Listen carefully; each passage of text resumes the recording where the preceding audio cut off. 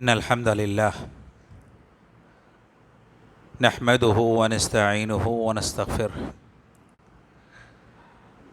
ونعوذ بالله من شرور أنفسنا ومن سيئات أعمالنا من يهده الله فلا مضل له ومن يضلله فلا هادي له وأشهد أن لا إله إلا الله وحده لا شريك له وأشهد أن محمدًا عبده ورسوله أما بعد فإن خير الحديث كتاب الله وخير الهدي هدي محمد صلى الله عليه وسلم وشر الأمور محدثاتها وكل محدثة بدعة وكل بدعة ضلالة وكل ضلالة في النار. أعوذ بالله السميع العليم من الشيطان الرجيم من حمزه ونفخه ونفثه. إن الذين قالوا ربنا الله ثم استقاموا تتنزل عليهم الملائكة ألا تخافوا ولا تحزنوا وأبشروا بالجنة التي كنتم توعدون.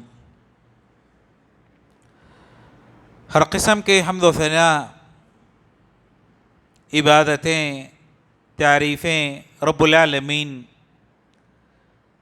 احکم الحاکمین معبود حقیقی کے لیے سزاوار ہے۔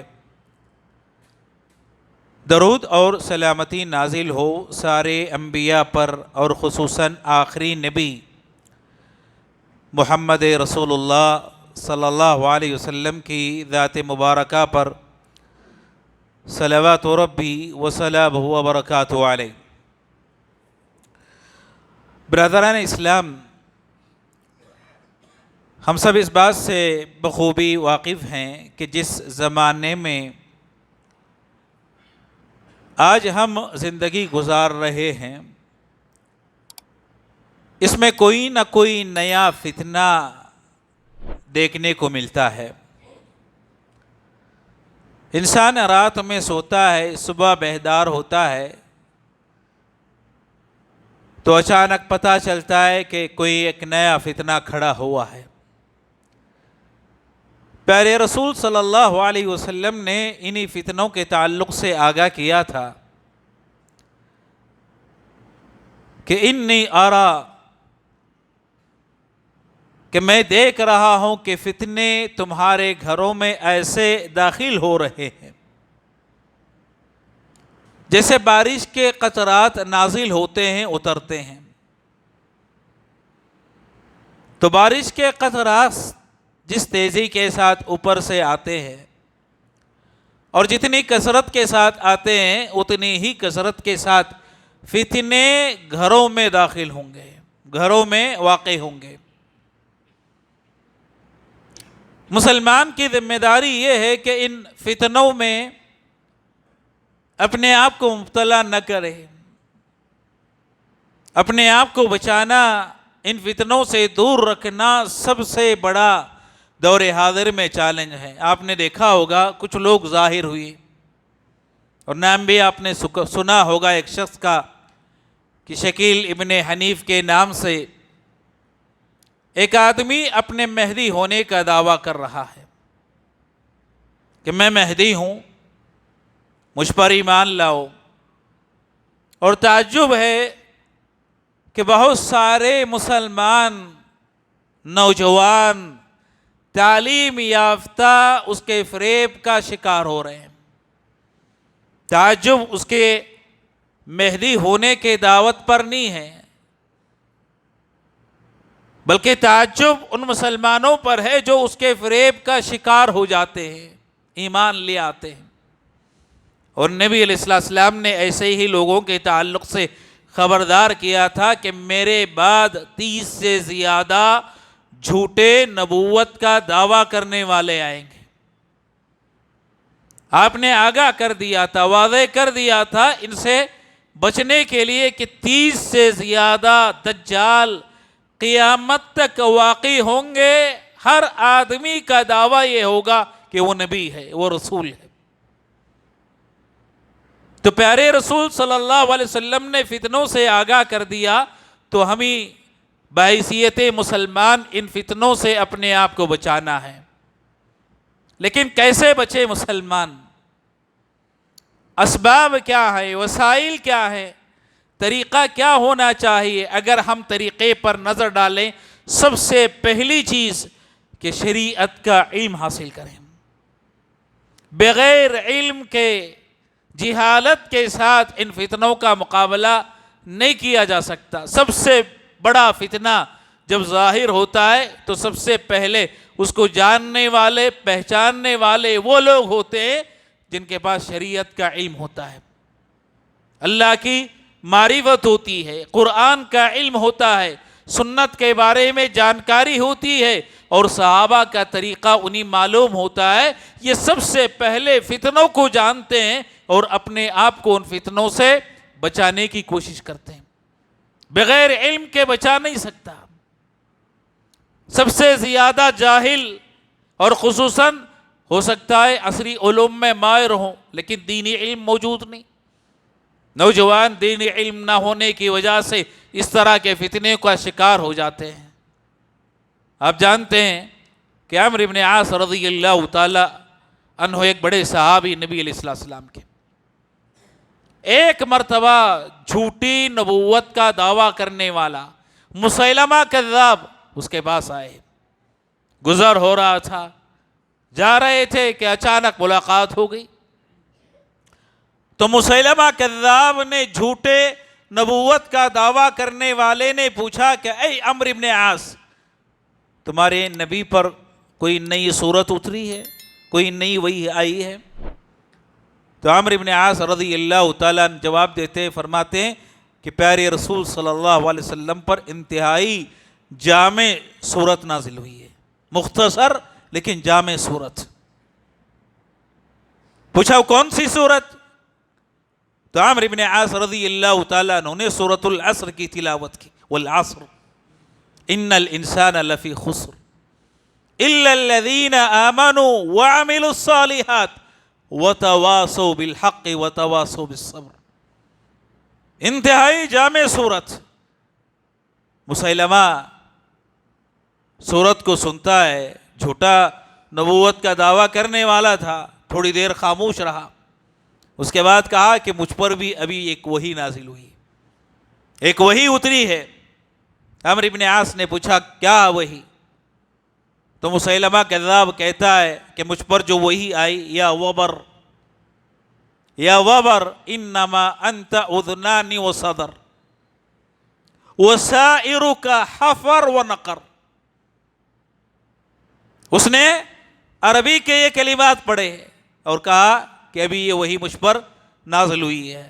وبر کہتے ہیں بلی سے کچھ بڑا جانور، اس کو وبر کہا جاتا ہے۔ تو اس نے کہا کہ یا وبر اے جانور جو بلی سے بڑا ہوتا ہے، انما انت اذنان وصدر، تیری جو شکل و صورت ہے اس میں 2 کان ہیں اور سینہ ہے، وسائرک حفر نقر، باقی تیرا سارا جسم گڈھوں سے بھرا ہوا ہے۔ عمرو بن عاص رضی اللہ تعالیٰ عنہ نے اس بیوقوف کی گفتگو کو سنا، اس کے بعد سوال کرتا ہے مسیلمہ کذاب کہ اے عمرو، میری اس وحی کے بارے میں تمہارا کیا خیال ہے، تم کیا کہتے ہو؟ تو عمرو بن عاص رضی اللہ تعالیٰ عنہ جواب دیتے ہیں، اور انتہائی جامع جواب دیا، یا مسیلمہ انک لتعلم انی اعلم انک کذاب۔ مسیلمہ تو بھی جانتا ہے، تیرے پاس بھی اس بات کا علم ہے کہ میں تجھے جھوٹا سمجھتا ہوں، تو جانتا ہے کہ میں تجھے جھوٹا سمجھتا ہوں، تجھ سے بڑھ کر جھوٹا دنیا میں کوئی اور نہیں آیا، تجھ سے بڑھ کر جھوٹا نبوت کا دعویٰ کسی اور نے نہیں کیا، اور یہ بات تو جانتا ہے کہ میں تجھے جھوٹا سمجھتا ہوں، تجھ پر یہ حقیقت اچھی طریقے سے آشکار ہے، اس کے باوجود تو مجھے یہ بیکار قسم کی وحی سنانا چاہتا ہے جس کا نہ کوئی معنی ہے نہ مطلب ہے. ہر آدمی جانتا ہے کہ جانور کے 2 کان ہوتے ہیں, اس کا سینہ ہوتا ہے, اس کے جسم کی کیفیت کو چھوٹا سا بچہ بھی جانتا ہے. اس کا کوئی مطلب ہونا چاہیے, معنی ہونا چاہیے. لیکن میرے رسول صلی اللہ علیہ وسلم پر جو سورت نازل ہوئی انتہائی جامع, والعصر ان الانسان لفی خسر الا الذین آمنوا وعملوا الصالحات وتواصوا بالحق وتواصوا بالصبر. آدمی علم ہوتا ہے دین کا, شریعت کا, تو فتنوں کا مقابلہ کر سکتا. علم نہ ہو تو بسا اوقات فتنوں میں واقع ہو جاتا ہے. تو اس لیے مسلمانوں کو چاہیے کہ سب سے پہلے علم حاصل کریں. اور مہدی علیہ السلام کے بارے میں آپ نے سنا ہوگا, نام کیا ہوگا؟ نام محمد. والد کا نام کیا ہوگا؟ والد کا نام عبداللہ. کس خاندان کے ہوں گے؟ حسن ابن علی رضی اللہ تعالیٰ نما کے خاندان کے ہوں گے, ان کی اولاد میں سے ہوں گے. نبی علیہ السلام نے بتا دیا, واضح کر دیا, اور ان کے مہدی ہونے کو لوگ پہچانیں گے. وہ خود دعویٰ پیش نہیں کریں گے کہ میں مہدی ہوں, مجھ پر ایمان لے آؤ. ایسا کوئی وہ دعویٰ نہیں کریں گے. لوگ پہچان کر کے یہ مہدی ہیں, ان کے ہاتھ پر کعبۃ اللہ کے سامنے بیعت کریں گے. کہاں بیعت ہوگی؟ کعبۃ اللہ کے سامنے. اور یہ شخص اپنے مہدی ہونے کا دعویٰ کہاں کر رہا ہے؟ ہندوستان میں. یہ خود دعویٰ کر رہا ہے. اور نبی علیہ السلام نے فرمایا کہ مہدی دعویٰ نہیں کریں گے, مسلمان ان کو پہچان کر بیعت کریں گے. ضرورت اس بات کی ہے کہ اس قسم کے فتنوں کو ہم جانیں اور پہچانیں اور اپنے آپ کو دور رکھیں. تو سب سے پہلی چیز فتنوں کا مقابلہ کرنے کے لیے کہ شریعت کے تفصیلی احکامات کا مسلمانوں کو علم ہونا چاہیے. وہ واقعہ بھی آپ نے سنا ہوگا کہ جب نبی علیہ السلام معراج میں تشریف لے گئے, رات کے مختصر سے حصے میں واپس آئے, آپ نے یہ واقعہ کافروں کے سامنے سنایا تو کافر کسی نے اپنے منہ پر ہاتھ رکھ لیا تعجب کا اظہار کرتے ہوئے. کوئی ہنس رہا ہے, کوئی جھٹلا رہا ہے. ابو جہل دوڑا دوڑا ابو بکر صدیق رضی اللہ تعالیٰ عنہ کے پاس آیا. اس کے بعد کہا کیا تم جانتے ہو کہ تمہارے نبی نے بھی کیا دعویٰ کیا ہے؟ ابو بکر صدیق رضی اللہ تعالیٰ عنہ نے سوال کیا, پوچھا کہ میرے نبی نے کیا کہا ہے, کیا دعویٰ کیا؟ کہا تمہارے نبی کا دعویٰ یہ ہے کہ رات کے ایک حصے میں کعبۃ اللہ سے بیت المقدس گئے اور پھر آسمان پر تشریف لے گئے اور رات کے اسی حصے میں واپس آ گئے. ابو بکر صدیق رضی اللہ تعالیٰ عنہ نے پوچھا, سوال کیا, اوقال ذلک, کیا یہ میرے نبی کا دعویٰ ہے, انہوں نے ایسے کہا ہے؟ ابو جہل کہتا ہے کہ ہاں تمہارے نبی نے ایسے کہا ہے. تو ابو بکر صدیق رضی اللہ تعالیٰ نبی کے پاس نہیں آئے دعوے کی سچائی جاننے کے لیے. کہا ابو جہل کو جواب دیتے ہوئے کہ اگر یہ میرے نبی علیہ السلام کی زبان سے نکلے ہوئے الفاظ ہیں تو میں گواہی دیتا ہوں کہ رات میں ایسے ہوا ہے. آپ سچے ہیں, جھوٹے نہیں ہو سکتے. آپ نے کبھی اپنی زندگی میں جھوٹ نہیں کہا. ابو جہل سوال کرتا ہے, تعجب کا اظہار کرتا ہے, کیا تم اس کی تصدیق کرتے ہو؟ کیا تم سچا مانتے ہو کہ رات کے ایک حصے میں یہ ساری چیزیں ہو جائیں؟ تو ابو بکر صدیق رضی اللہ تعالیٰ عنہ نے جواب دیا, کہا میں اس سے بڑی بات میں آپ کی تصدیق کرتا ہوں. اس سے بڑی بات میں, تو یہ تو چھوٹی بات ہے. سوال کیا, پوچھا اس سے بڑی بات کیا ہے؟ کہا اس سے بڑی بات یہ ہے کہ میں اس بات کی تصدیق کرتا ہوں ایک سیکنڈ میں 7 آسمانوں سے جبریل امین علیہ السلام ایک سیکنڈ میں وحی لے کر نبی کے پاس آتے. جبریل امین کا 7 آسمانوں سے چند لمحات میں, چند سیکنڈ میں وحی لے کر آنا, یہ معراج سے بڑی بات ہے. جب میں نے اس کی تصدیق کر لی ہے, اس کو مان لیا ہے, تسلیم کر لیا ہے, تو اس کو ماننے میں کون سی بڑی بات ہے؟ اس کی بھی تصدیق کرتا ہوں, اس کی بھی تصدیق کرتا ہوں. میرے محترم مسلمان دوستو, تبھی سے آپ کو کہا گیا صدیق. صدیق تصدیق کرنے والے, نبی کا ساتھ دینے والے، نبی کی باتوں کو ماننے والے، ایمان کو متزلزل کرنے کی کوشش کی ابو جہل نے، لیکن آپ اس کے فریب میں نہیں آئے، فتنے میں نہیں آئے، نبی علیہ السلام کی باتوں پر یقین تھا۔ میرے دوستو، اتنا ہی یقین، اتنا ہی ایمان آج ہمیں اپنے اندر پیدا کرنے کی ضرورت ہے۔ اور ساتھ میں یہ بات بھی یاد رکھنی چاہیے کہ آدمی چاہے جتنا علم والا ہو جائے، اللہ کی مدد کے بغیر اپنے آپ کو فتنوں سے نہیں بچا سکتا۔ اللہ کی مدد کے بغیر اگر کوئی اپنے آپ کو فتنوں سے بچانا چاہے، بچا نہیں سکتا۔ کیا ابو جہل عربی نہیں جانتا تھا؟ کفار مکہ کے رئیس عربی نہیں جانتے تھے؟ کیا قرآن کو سچا نہیں سمجھتے تھے؟ ابو جہل سے پوچھا گیا تمہاری کیا رائے ہے قرآن کے بارے میں، نبی کے بارے میں؟ کہا کہ آپ سچے ہیں اور یہ اللہ کا کلام ہے، کوئی انسان اس طرح کا کلام پیش نہیں کر سکتا۔ تو اس سے سوال کیا گیا پھر ایمان کیوں نہیں لاتے ہو؟ جب تم جانتے ہو کہ سچے ہیں نبی، یہ قرآن اللہ کا کلام سچا ہے، ایمان کیوں نہیں لاتے؟ کہا ناک کٹ جائے گی۔ اپنی ناک اونچی رکھنے کے لیے، اپنے خاندان کا نام بچانے کے لیے، شہرت کے لیے، اگر میں ایمان لا لیا تو بنی ہاشم کا جو رتبہ ہے وہ بڑھ جائے گا، میرے خاندان کا جو درجہ ہے وہ گھٹ جائے گا، اپنی ناک اونچی رکھنے کے لیے۔ میرے دوستو، بسا اوقات علم والا بہک جاتا ہے، گمراہ ہو جاتا ہے، بچانے والا کون ہے فتنوں سے؟ رب العالمین، احکم الحاکمین۔ اسی لیے پیارے رسول صلی اللہ علیہ وسلم مسلمانوں کو حکم دیتے۔ ایک مرتبہ پیارے رسول صلی اللہ علیہ وسلم نے فرمایا، کہا تعوذوا باللہ من الفتن ما ظہر منہا وما بطن، کہ مسلمانوں اللہ کی پناہ مانگو، کس سے؟ فتنوں سے۔ تعوذوا باللہ، اللہ کی پناہ مانگو فتنوں سے۔ صحابہ نے کہا نعوذ باللہ من الفتن، کہ فتنوں سے ہم اللہ کی پناہ مانگتے ہیں۔ دوبارہ آپ نے کہا تعوذوا باللہ من الفتن، فتنوں سے اللہ کی پناہ مانگو۔ صحابہ نے کہا فتنوں سے اللہ کی پناہ مانگتے ہیں۔ تیسری مرتبہ کہا تو تیسری مرتبہ صحابہ اللہ کی پناہ مانگتے ہیں، فتنوں سے بچانے والا رب العالمین، احکم الحاکمین۔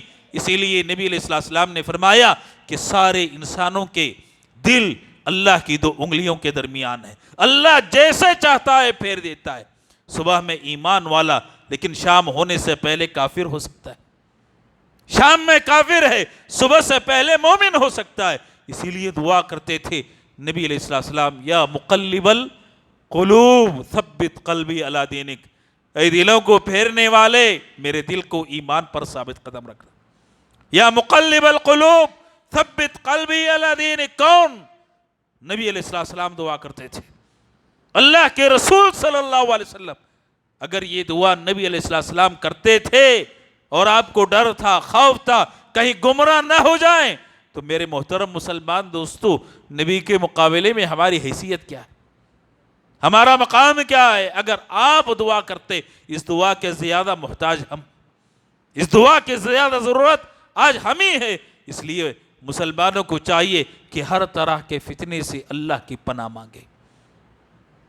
اللہ اگر کسی کو بچانا چاہتا ہے، کسی کو نجات دینا چاہتا ہے تو نجات دے دے گا، اور اگر اللہ کسی کو گمراہ کرنا چاہے تو گمراہ کر دے گا۔ اسی لیے مسلمان دعا کرے، اللہ سے مانگے، فتنوں سے بچنے کے لیے، فتنوں سے دور ہونے کے لیے۔ ان لوگوں کی باتیں سننا جو شکوک اور شبہات پھیلاتے، پتہ نہیں کب اس کی بات دل میں اتر جائے۔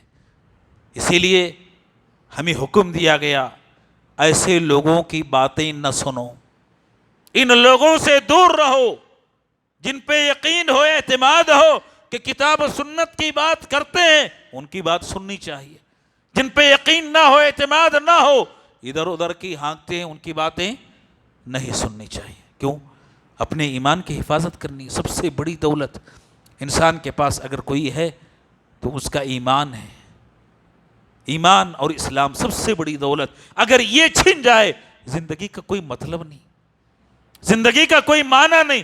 میرے دوستو، اگر انسان سے مال چلا جائے، دولت ختم ہو جائے تو زیادہ سے زیادہ جسم کو نقصان پہنچے گا اور اس کی دنیا خراب ہوگی، لیکن اگر کسی سے ایمان چھین لیا جائے، دنیا تو اس کے پاس رہے گی لیکن آخرت چلی جائے گی، اور اگر آخرت ختم ہو جائے انسان کی تو ایسی دنیا کا کیا فائدہ جس کے مقابلے میں آخرت خراب ہو جائے، آخرت بگڑ جائے۔ تو اس لیے انسان کو چاہیے کہ انسان جو دولت ہے اس کی حفاظت کی فکر کرے۔ سب سے بڑی دولت ایمان کی دولت، سب سے بڑی چیز اسلام کی، اور اس کو بچانے کے لیے کسی ایرے غیرے کی باتیں سننے سے اپنے آپ کو بچائے۔ امام مالک رحمہ اللہ کے پاس ایک بدعتی آیا، کہا کہ میری باتیں آپ سن لیجئے، میری باتیں آپ سن لیجئے۔ کہا کہ مجھے تمہاری باتیں سننی نہیں ہے۔ کیوں؟ انسان کے پاس وقت نہیں ہے۔ کتنا وقت انسان کی زندگی کا؟ 60 سال، 70 سال، 80 سال، 25 سال تو ویسے ہی انسان کے گزر جاتے ہیں تعلیم میں، مصروفیت میں۔ اس کے بعد 25 سال کے بعد شادی بیاہ میں مشغول ہو کر انسان دنیا میں اپنی اولاد اور بیوی کی فکر میں اپنے آپ کو مصروف رکھتا ہے۔ جو وقت بچتا ہے وہ کتنا، یہ وقت بھی اگر بدعتیوں کی باتیں سننے میں انسان صرف کر دے تو حاصل کیا ہے انسان کی زندگی کا؟ امام مالک رحمہ اللہ سے آیا، کہا کہ میری بات آپ سنیے۔ کہا میرے پاس وقت نہیں ہے، سننا نہیں چاہتا تمہاری بات۔ کہا کہ قرآن کی تلاوت مجھ سے سن لو، قرآن پڑھنا چاہتا ہوں۔ کہا کہ نہیں، قرآن کی تلاوت بھی تم سے نہیں سننا چاہتا، تمہاری زبان سے۔ کیوں؟ امام مالک کو ڈر تھا اگر آواز اچھی ہے، بدعتی ہے، کہیں اچھی آواز کی وجہ سے اس کی محبت دل میں نہ بیٹھ جائے، نتیجہ کیا ہوگا؟ دیگر باتیں بھی سننی پڑیں گے، دیگر چیزیں بھی اس سے لینی پڑیں گی۔ بسا اوقات انسان دیکھتا ہے یہ بہت اچھا بیان کرتے ہیں، اس کا اسلوب بڑا پیارا ہے، جامع ہے، آواز اچھی ہے، انداز نرالا ہے، نئی نئی چیزیں لا کر پیش کرتے ہیں۔ میرے دوستو، بدعتی نئی چیزیں نہیں لائے گا تو کون سی چیزیں بیان کرے گا؟ نئی چیزیں تو بیان کرتا ہے، اس کے علاوہ نئی چیزوں کے علاوہ اس کے پاس ہوتا کیا ہے؟ اسی لیے مسلمانوں کو چاہیے کہ ڈریں، بچیں۔ امام مالک نے کہا کہ آیت بھی سننا نہیں چاہتا، کہا آدھی آیت بھی نہیں، منع کر دیا۔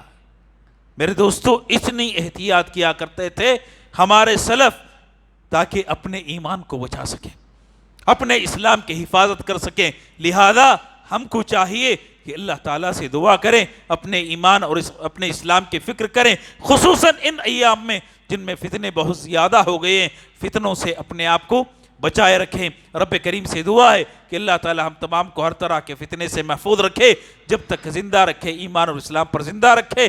موت دے تو اللہ ایمان پر موت عطا فرمائے، حسن خاتمہ نصیب فرمائے، جنت میں جگہ دے، جہنم اور قبر کے عذاب سے بچائے، آمین۔ وآخر دعوانا الحمدللہ رب العالمین۔